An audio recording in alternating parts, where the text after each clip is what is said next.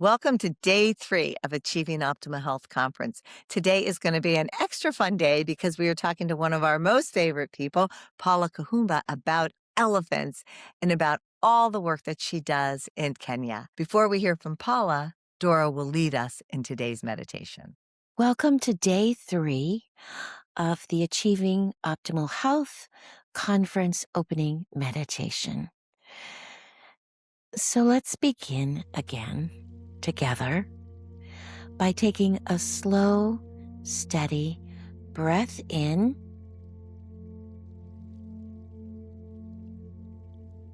and gently let it go.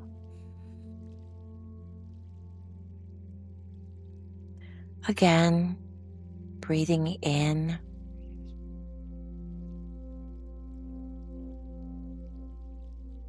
breathing out, softening, releasing. And one more time, breathing in and breathing out. And just close your eyes, place your hands gently in your lap, and allow yourself to arrive in this moment and in this day. Day 3. Not a beginning and not an ending, but a continuation.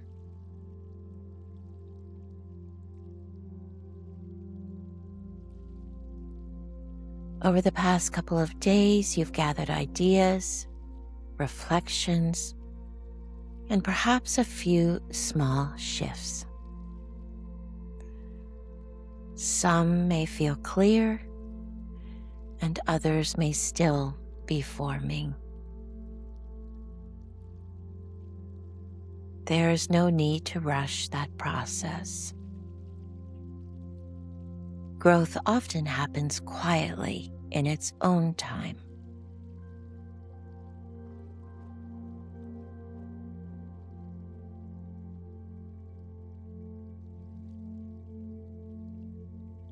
And take a moment to notice how you feel today. Not how you think you should feel, but how you actually feel. A little more open, a little more thoughtful, maybe simply present. Let that be enough.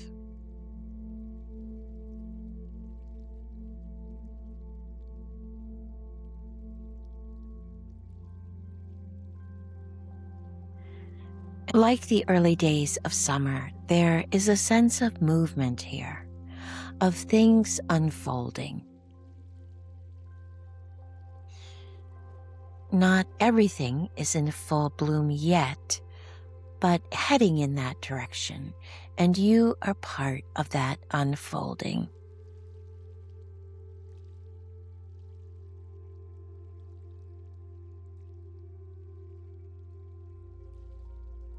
Now bring your attention to your breath. Let it ground you, steady you, support you. And if you can, with each inhale, invite a sense of openness.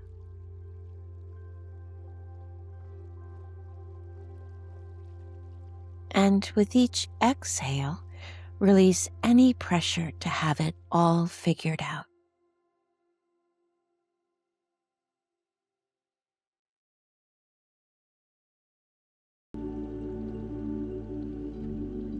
And as you move into today, consider this gentle question. What feels meaningful to lean into now? Not everything, just what feels alive for you in this moment. Maybe a conversation, maybe an idea, or maybe a new way of thinking.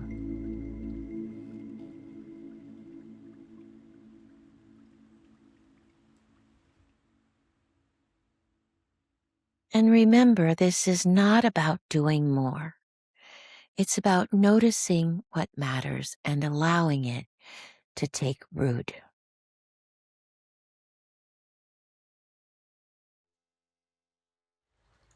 So let's take one more deep breath together, breathing in and breathing out.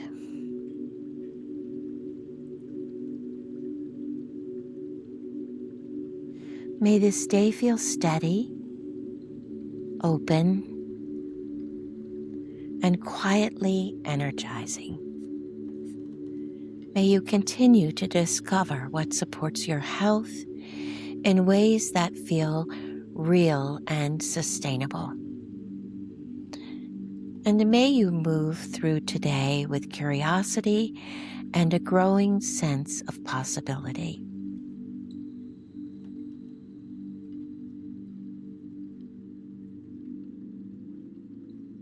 And when you're ready, gently return your awareness, and we'll begin Day 3 of the Achieving Optimal Health Conference. Thank you for joining me in meditation.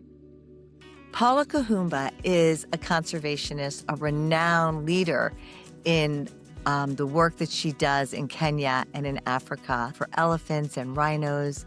And she is Nat Geo Explorer. She is the CEO of the WildlifeDirect.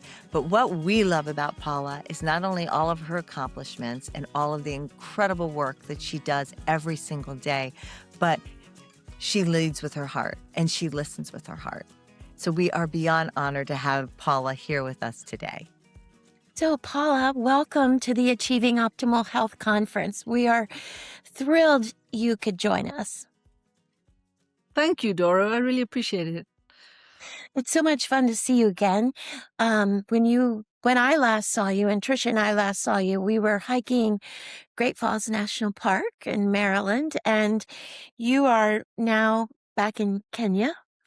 And so it's just good to see you. Oh, thank you. Likewise, you look really well. So new. So let's just begin at the beginning. You dedicated your life to protecting wildlife. What first sparked that passion in you?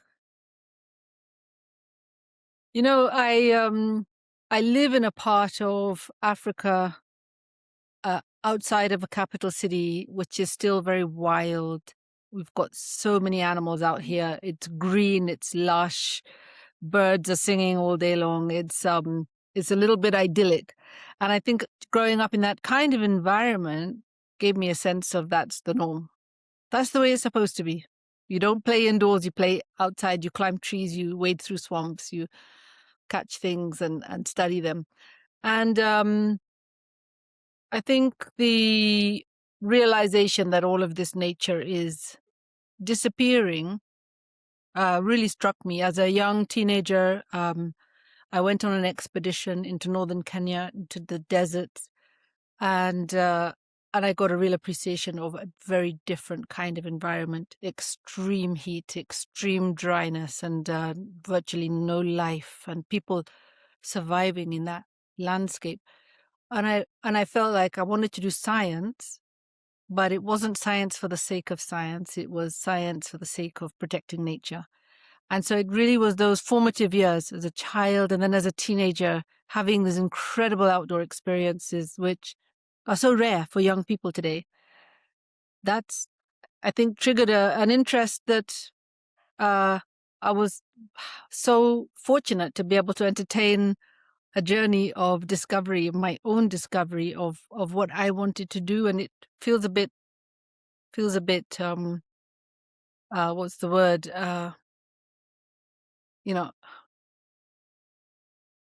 Maybe it's a bit selfish. It was really my interest. It wasn't for anything else than because I love nature.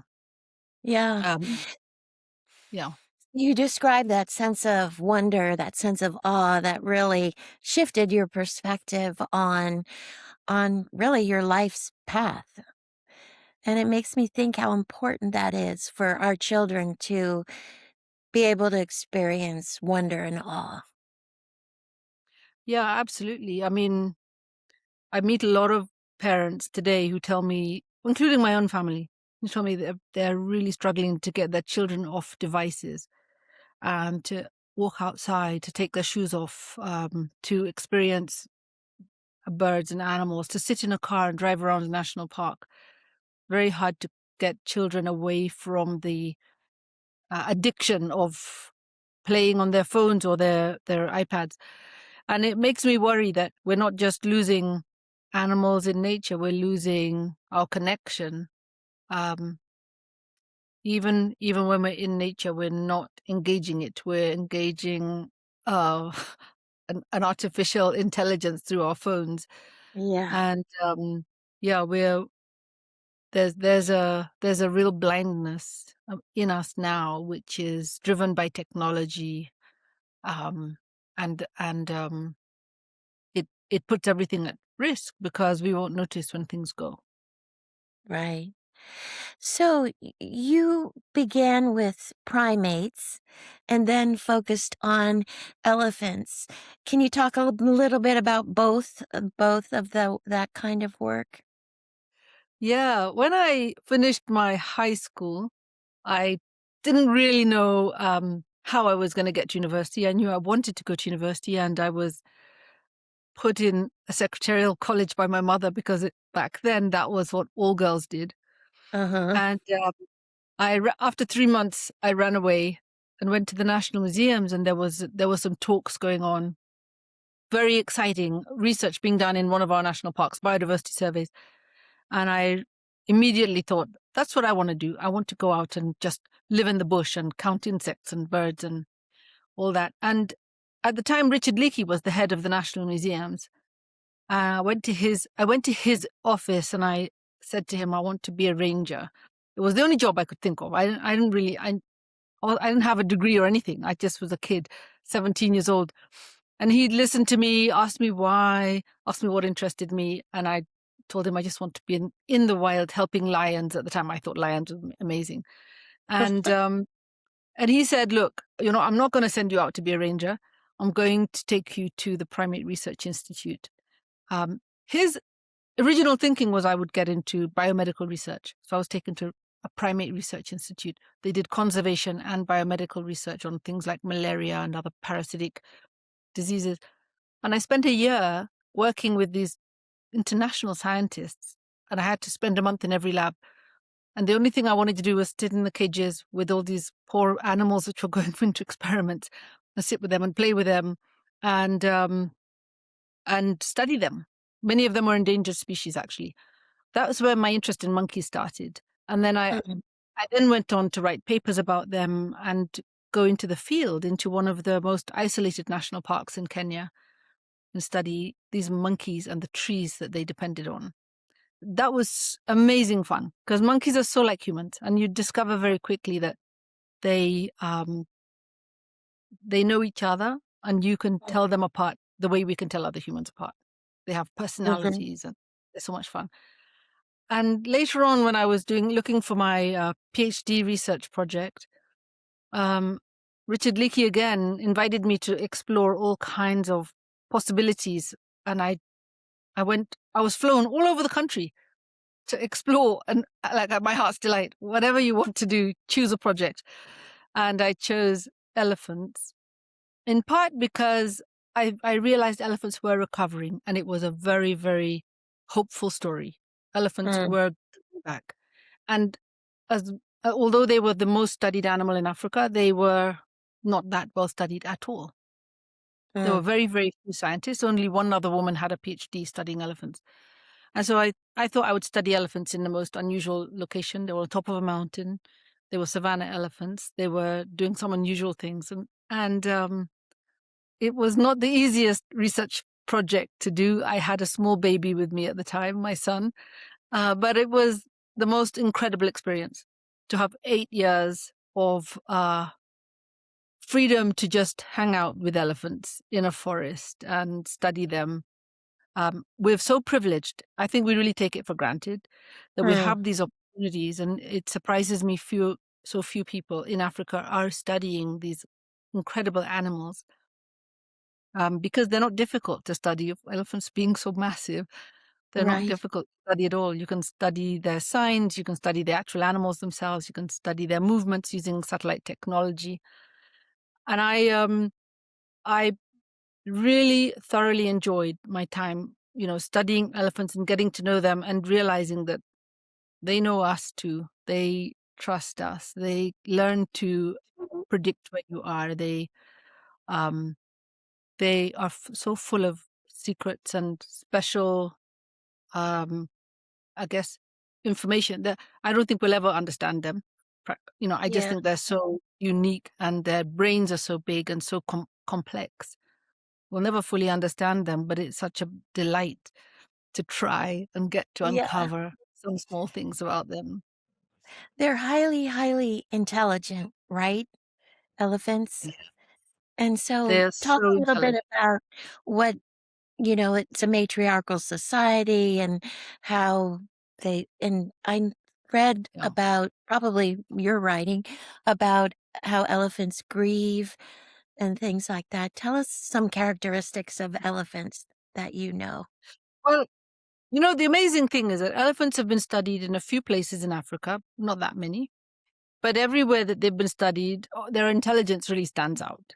They are animals that use tools.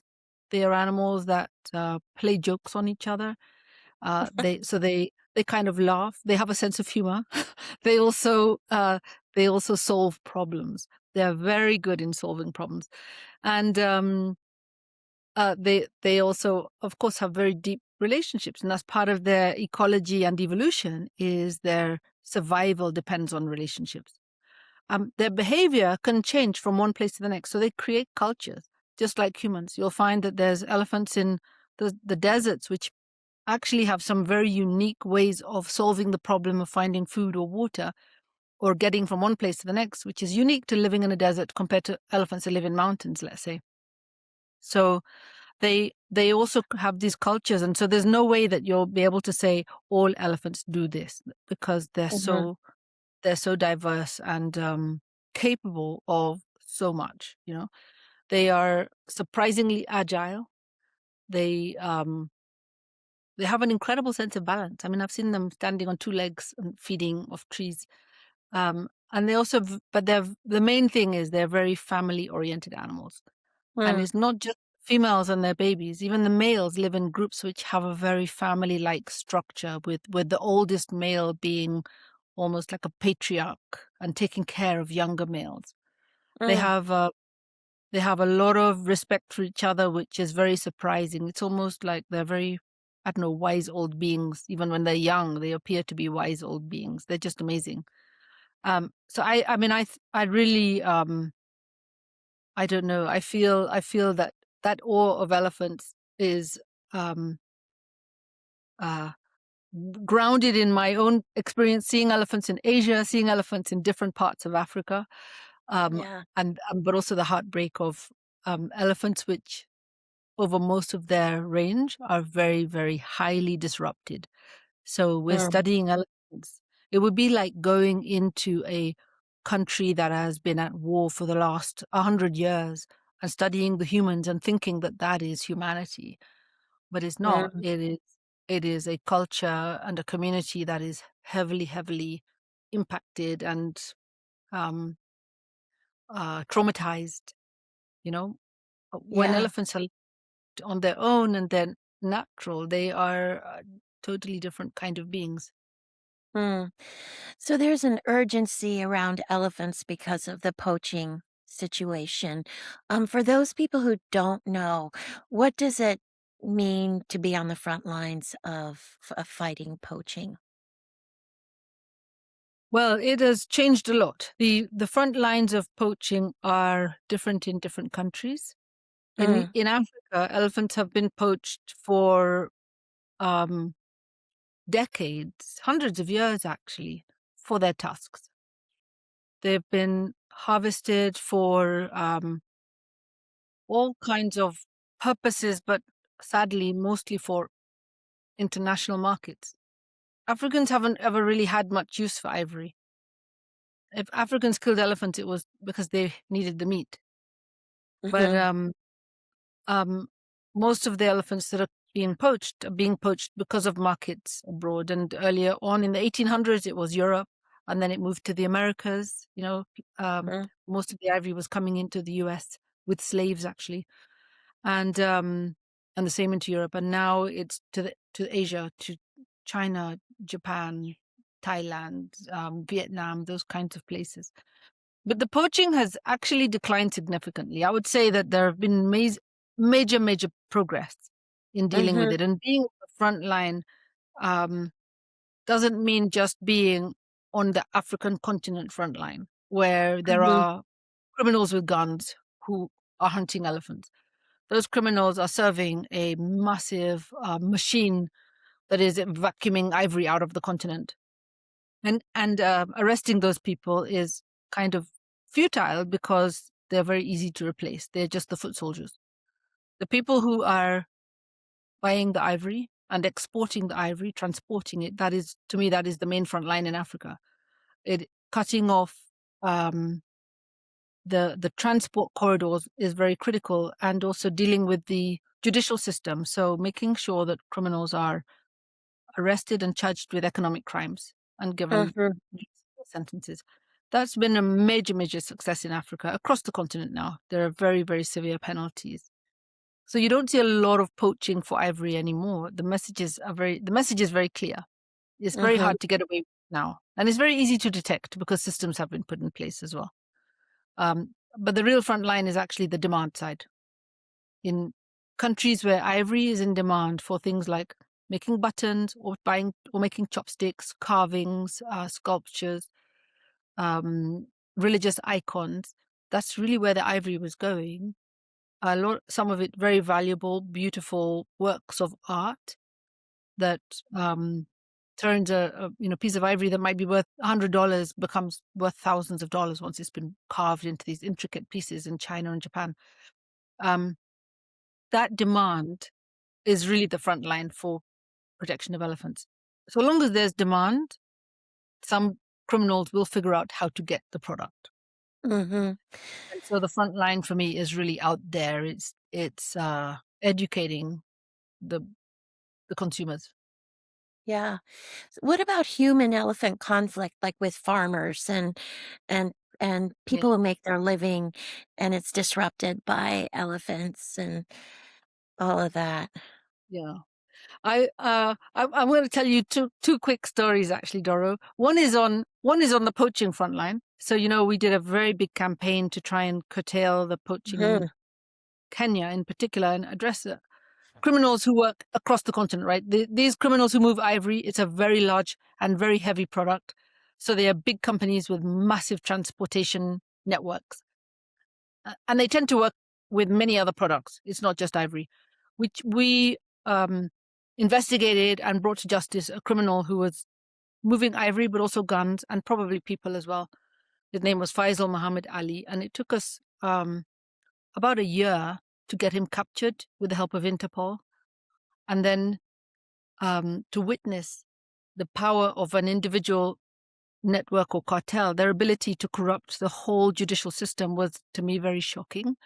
Uh, But we had phenomenal national support, and we were able to get him convicted and put in jail. And he was released from jail 3 years later, much earlier than he should have been released. But mhm. he's now in jail again because he was caught with rhino horn just last year.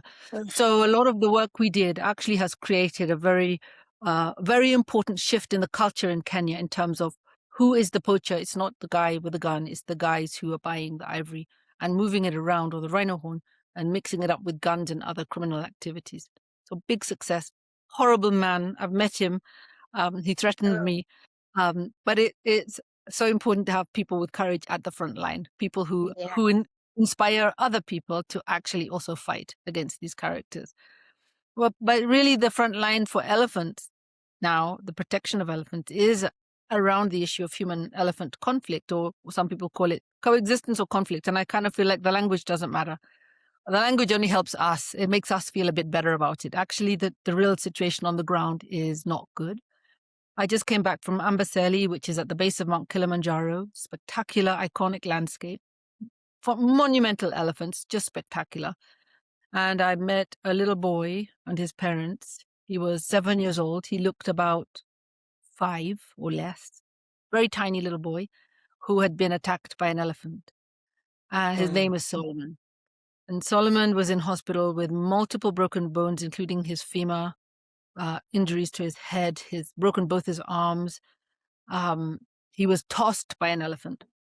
And he was walking to school. He wasn't, there are cases of people attacked by elephants who are walking in the dark or walking home drunk at night or bumped into elephants or separated an elephant from her calf. This was a little boy, middle of the day, walking to school. It was only 150 meters from his house. So it's like the most innocent of possible situations. And I thought I didn't think he'd make it. His injuries were so severe. We helped him. He's recovered. But what I found most outstanding was his father. They knew the elephant. They knew the elephant's name because this elephant is very, very easy to distinguish from any other elephant. He has very specific marks on his body. And the father told me that they were not going to call for the elephant to be killed, which is the norm. Anywhere in Africa, an elephant kills a person or injures a person, you kill the elephant because the theory is it will continue killing people. And his father said, no, it wasn't the elephant's fault. The elephant got startled. The boy wasn't doing anything wrong. Neither of them are wrong. Yeah. But he needed help. The father was a herdsman. He looks after goats and cows. He had sold all his livestock to be able to pay for his hospital transport, food, and whatever care he needed. And we came in to help because we felt this is such a powerful story. 6 weeks later, Solomon, being a little kid in a rural village drinking goat's milk, he's walking again. It's unbelievable. He's walking, and he wants his dream in the world is to play soccer, and he sat in the wheelchair for about, I don't know, maybe 2 days.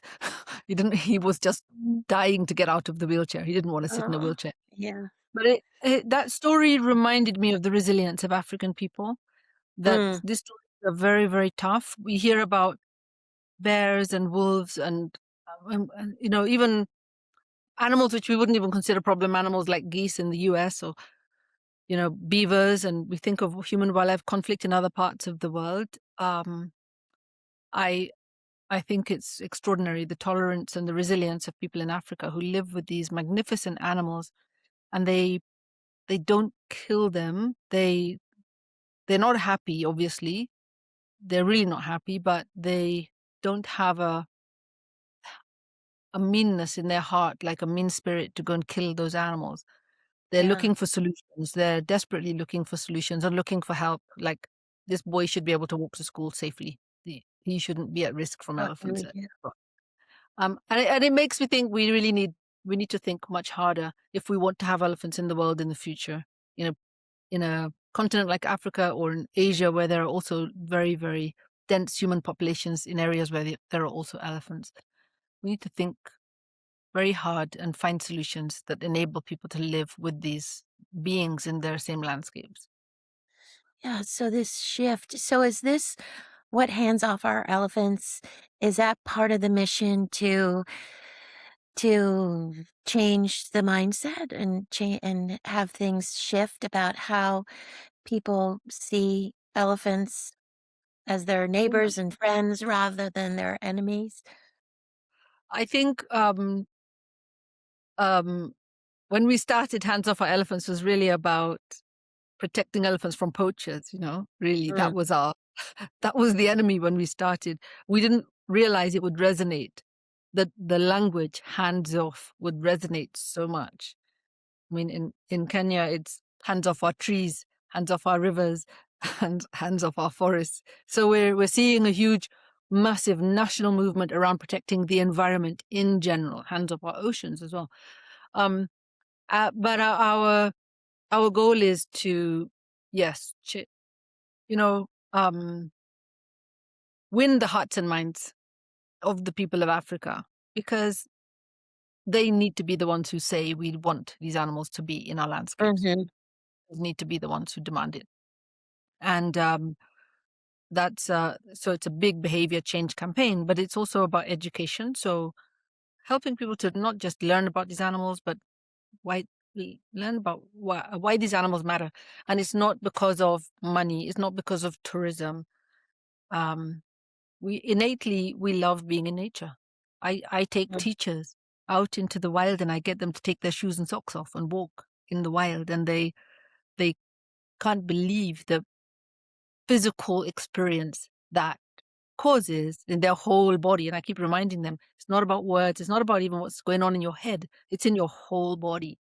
It affects Yeah. every cell of your, Mhm. and that to me is, it's very powerful, and we don't do enough of it.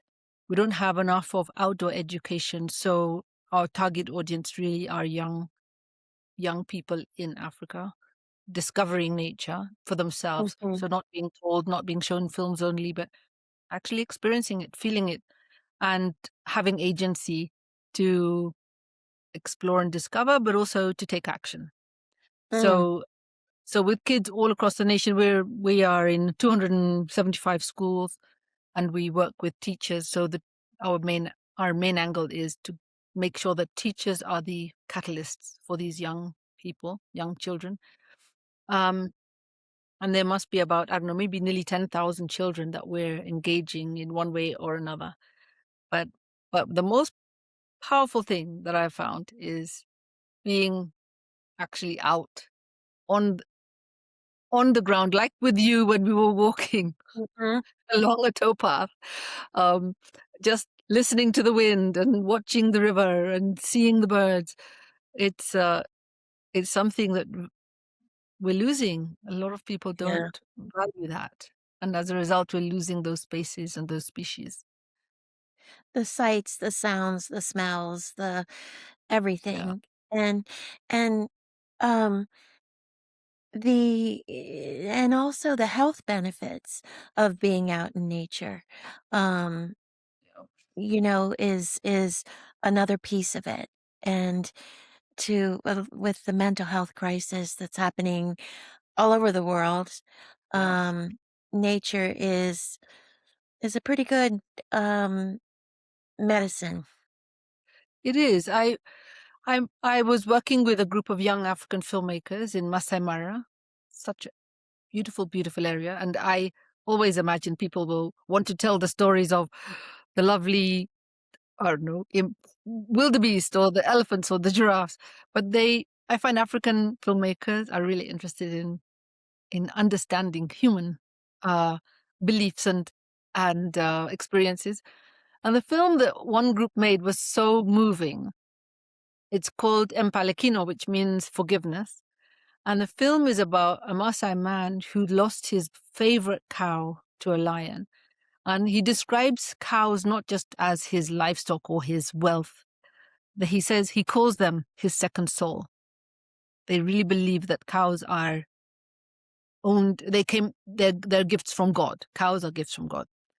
And he said, when this lion killed his cow, his first reaction was insane anger, like intense, intense anger. He was so upset about this, his favorite cow. And then he said, I realized that this festering anger is even worse. It's terrible to be so angry about something. Yeah. And he said, to be honest, when I think about it, that lion could have taken my child, could have taken my wife, it could have killed me, but it didn't. It killed my cow. So in a way, it was a blessing. But the lion didn't kill one of us. And he said, um, his approach as a Maasai herdsman and part of his culture is to forgive. They have to learn to forgive. He said, you have to get past the anger and learn to forgive. And that speaks directly to what you're saying. It's about the mental health, being out there in nature, herding your livestock. A lot of people think, what a boring life. But if you speak to any of those herders, they'll tell you how extraordinarily rich their lives are to just be with their animals, but experiencing all this um, vibrant life all around them. Mhm. And this idea of forgiveness is so powerful because, isn't it the source of so much trauma and, I don't know, negative That's negative true. behaviors. It's got a lot of it has to do with unresolved, um, yeah, I don't know, regrets and anger, right? Yep. And you're the only one that's hurt by all that, you know? You're hurting yourself by not letting go of all of that. Mm. Back to the education of the children, which is you're doing so much remarkable work there. And the idea that we are all connected, we're all one, we are nature. You once told me about a project that you did with the children, about that had to do with trees, and the children. Can you talk about that? So, I love trees, as you can imagine, and plants in general. I think, they are really underappreciated by everyone.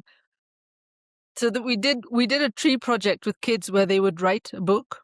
Every child got to write, uh, a one-page book, which was, 8 panels, and that, book was about their connection to the trees. You know, the roots of a tree represent something very specific, a foundation for the tree. Without roots, a tree can't stand. And so children would write what their roots are and how they relate to trees in terms of their roots, their stems being their core, their branches, their arms, their leaves, and their fruits, they being their gifts. What we found it very interesting that children really got it very quickly. They really understood, the the importance of grounding themselves and, appreciating all the different parts of their worlds. That we were really talking about values, but we're using trees as a way to do this. And more recently, we started a program where we introduce children to actual trees, like named trees. So it's not just a tree, any tree, but an acacia, a whistling thorn acacia, or maybe it's, one of the, wildflowers in our landscapes. Uh, I did one about fig trees with some kids, and children are invited to observe these trees, study them, look at them, write down whatever they can see, draw, and really connect to this plant, and then write a poem. And the poem has only got 11 words, and they very strictly have to adhere to it. Forces them to be very, very creative and to Uh-huh. think through what's an action word, what's a noun, what's an adjective. And I was with a little boy, and he was less interested in the tree. I was so interested in the tree. It's a beautiful tree, very little tree. This boy noticed spiders. And the moment he found one spider, he found about 5 other spiders. And in his poem, in the end, was about the spider's playground. So he described this tree as the spider's playground. And this process of using plants as a vehicle for creativity or a vehicle for values has been super successful. And that little boy, he'll never forget that plant or that tree. He always goes back and looks at it when he comes over. And but what we're addressing is plant blindness. So we're so good at recognizing animals. We're not very good in recognizing different tree species, especially in Sure. Africa where there's a huge diversity of them, but also many of them look quite similar until you get really close and start exploring them more closely. And so we're really working on understanding plants and trees, looking at them as sources of inspiration, creativity, innovation, and addressing this problem of plant blindness so that we can actually protect the habitats that all the other animals depend on. Right. It sounds like such a simple exercise, but it sparks a love of Mother Earth for these Yeah, children that, you know, will stick with them for their whole lives. So it's so yeah. powerful. It's very true. I'm always inspired by what I see, and I do it with teachers, I do it with parents, I do it with children, and it's so interesting to see how adults get very technical, and Yeah. they'll write things which they think are They're concerned about, did I get it right? Whereas children are talking about, many of our poems end with beautiful words like home or love. Like they're very, very, children are so expressive and Yeah. they don't care what you think about their words. They're saying what's in their heart. And so I think it's a very, very powerful exercise to do with children, because they'll never forget this. They'll keep this way of engaging the natural environment with them forever. But I have to Yes. say, I also think that as we try to find words for describing things around us, we also start restricting our ability to see. And so we spend a Mm. lot of time where we don't actually talk. We just walk quietly and we sit and we just feel, and we don't say anything. We just enjoy the experience without having to give it a label or a name. Yeah, that makes sense because words can just sort of shape something or label something or in quiet the children can just go with their minds and be Yeah. creative. What gives you hope when you look at the next generation?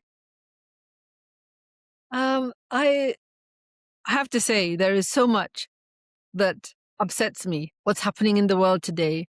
And at the same time, when I spend time with kids at our field lab, and these are children they're not from wealthy backgrounds necessarily. Most of them are from quite basic backgrounds where they don't have that many things or toys.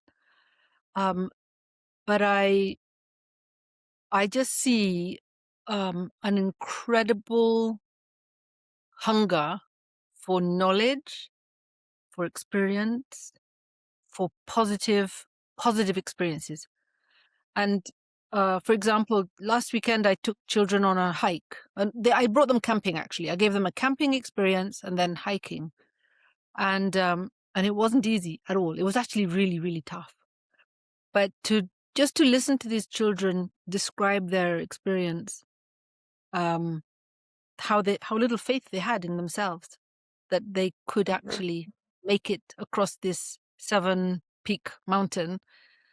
Um, and then when one of the boys in particular was on his knees, he was just like almost in tears. He was just on his knees. He's like, I can't do this. And we were at the very beginning. And I told him, you have to go because the car is at the other end. And it's a 5-hour hike, and it's very high altitude. And at the end, he said, I can't believe it. I can't believe I feel so accomplished. And that's what gives me hope, that we might think we know what their abilities are, or we have some expectations, but we don't. We don't have a clue. These kids represent so much potential, and we have to be. I feel like if we have the courage to just let them go, let them unleash them, we will be very pleasantly surprised with what this young generation will do, what they're capable of. So I love spending time with these kids and listening to them, and just quietly observing them and watching what they're doing, what they're saying, what they're writing. And I asked the children to do some activities recently, and one of them said, I said to them, do art, because we'd been very, very busy and hyper. And I said, to slow down, I gave them paint brushes and paint and everything. And this one boy said, actually, I just want to do research. I said, what do you want to do research on? He said, I saw this insect and it was so fascinating. I want to learn more about it. This boy was like, I don't know, 12 years old. And Oh, he just sat there and did his research on this insect, because he said he never knew that an insect could uh, carry a bubble of air under the water and use it so that it could swim underwater. He was just fascinated with the physics of it, the biology of it, and that's curiosity. That is what I mhm. love. Nature gives you this laboratory to entertain your curiosity, and there's no limit. It's just endless opportunity. It's just amazing. And these Yeah. kids who knows where they're gonna go. But I have hope, because in my lifetime I've seen so much, and I think of my own career, and I think of all the other people around me. And there are more people today on this planet than ever. So I'm pretty sure we have some spectacular new leaders and heroes Mhm. among. this generation. Yes, for sure.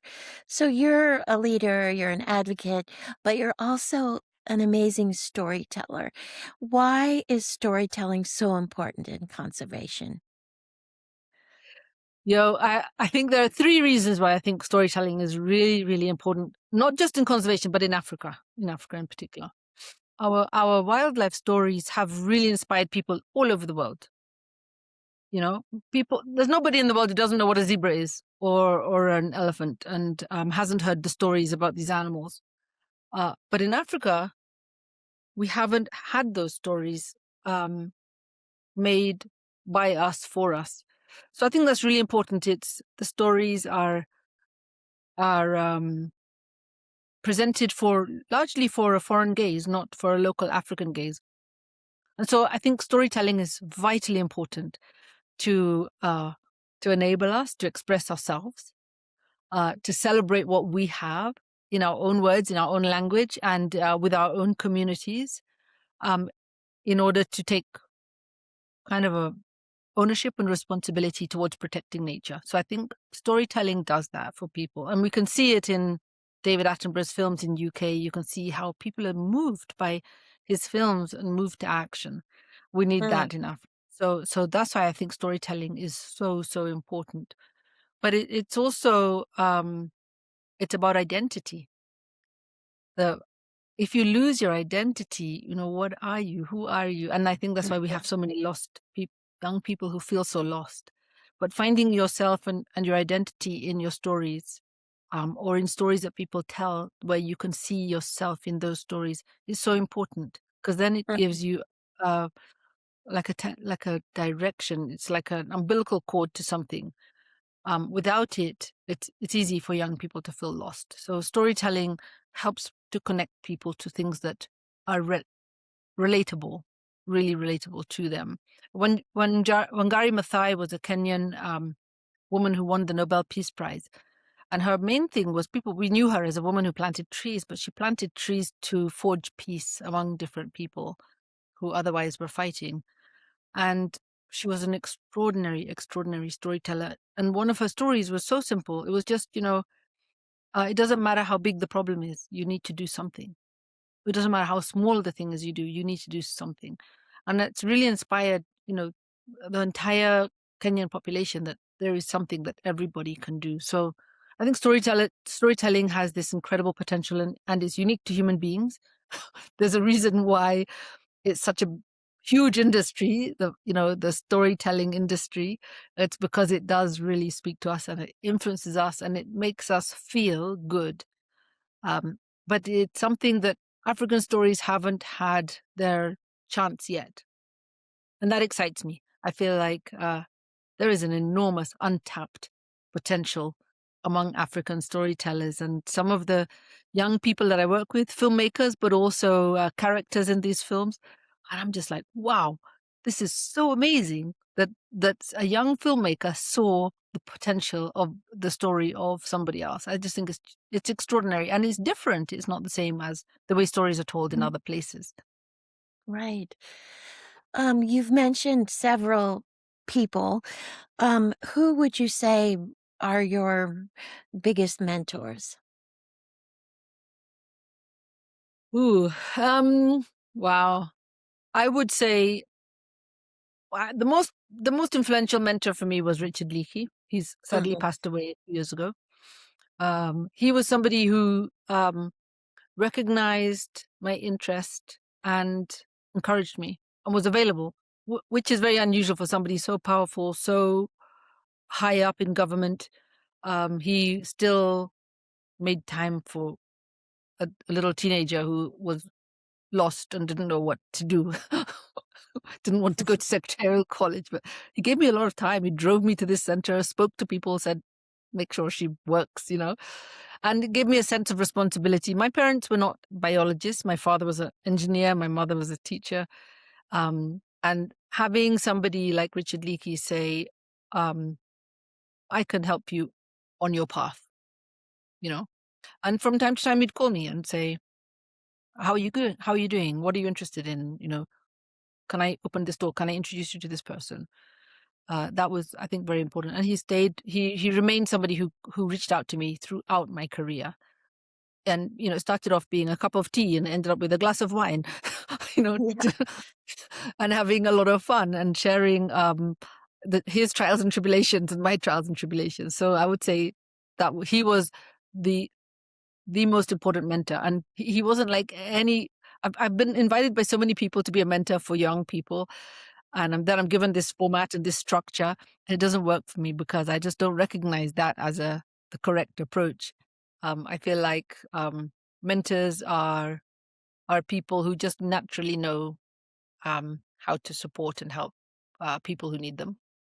Um, and I would say loads and loads of other people though have influenced me. Whether it was a teacher in school who Uh-huh. uh, who gave me permission to explore, climb trees, and uh, miss class even because I was chasing my dreams. So that kind of thing was, I think, is so important as well. Having individuals in my life who saw from my very very early ages that what I was interested in. Mm, Um, and my sisters, I have a large family. My older sisters, in particular, have, I think, played a very big role in being there for me as well. mhm. Mm. Um, so you write books. There's one over my shoulder. You have your YouTube channel going on, and you just have so so much going on in your life. You're doing so much good. What keeps you going? What keeps me going? I think curiosity is a big part of it. I love my work. I love what I do, and I really believe in the changes that we can create. I am very committed to delivering on promises that I've made to people as well. So whenever we get support, I'm really determined that we demonstrate um, what that we can do what we said we can do. Mhm, There are times when things seem really bad, and I have to stop and rethink and stay home and not meet people and just think and try and solve problems. And I think what really keeps me going is understanding that there is no single solution. There are multiple pathways to solving problems, and that you'll always find it. The, the world doesn't come to a standstill. Like, you could lose the thing here, lose the thing there, but the world doesn't come to an end. mhm, Um, and so I work very hard, but I also work on, I also explore different angles and different ways of doing things. And then, just seeing the results, being able to stop the elephant poaching in Kenya. I mean, who would have thought it would take citizen action for that to happen? We could have lost all of our elephants if it wasn't for citizen action. That gives me a lot of hope that, well, citizens are powerful and we need to put more into supporting citizen actions. And then seeing these young children who, because I'm with them every day, maybe I don't notice as much until somebody else comes along and says, "Wow, these kids are incredible. They know the Latin names of trees. They know the names of birds. They understand ecology, and they're only 10 years old." So it makes me think, wow, so it is making a difference. And the parents tell me how their children are um, such champions that the whole community has changed. The whole community have become conservationists, and the parents are showing up for their kids when originally, in the very beginning, their parents just saw it as a funny, fun thing that their kids did on the weekends. Now the parents are showing up to learn as well. We did compost making a few days ago, and the parents showed up. They were like, "We heard you're doing compost making. We want to learn. How do you do this?" So Oh, it's very exciting to see that change, and it's small steps, but it all adds up. for sure. So, final question. If our audience took just one idea from our discussion and applied it this week, what would you hope it would be? Oh, I think the most important thing that people need to do is to go outside and connect with nature. it sounds simple, but it needs to be intentional. Mhm. And uh, and also very what would I say, trusting that when you go out and spend time in nature, uh, you're gonna love it. Don't go out there expecting something. Things will unfold, and something very special will happen, and nobody can predict what that might be. Go to the national parks, support the national parks and green spaces, and spend as much time as you can with your kids, especially. Take kids out or your friends. Go and enjoy it together with other people. I really believe that if we value those parks by voting with our feet, going to these places, they will be Mhm. saved. Mhm. Paula, the impact you're making in the world, honestly, is astounding. And one of the happiest days of my life, and I know Trisha would say the same thing, it was when we got to meet you and spend time with you. So I just thank you for joining us and sharing um, all your wisdom with our listeners. So thank you. Oh, thank you so much, Doro. And you guys are also doing amazing stuff. I was very, very happy to spend time with you and learn more about the work you're doing, especially in the schools in and around Washington. I mean, um, I I think it's really impressive that you've dedicated your lives to this. It's really, really gave me a lot more energy and inspiration to work with not just children, but also young adults. In fact, I'm going to spend tomorrow with young adults, university students. I think it's really, really important. But thank you. Thank you so much. You guys have been incredible champions and supporters. Thank you, Paula, and thank you, Doro. Paula, thank you for reminding us that we are inseparable of nature, that the interconnectedness of wellness is alive and well, and that we, in protecting elephants, is inseparable from protecting the living intelligence of the natural world. Thank you, thank you, thank you. That concludes today's Achieving Optimal Health Conference, and tomorrow we are going to be talking to Melissa Yamaguchi. And Melissa is going to talk to us about feng shui of the body. So we look forward to seeing you tomorrow.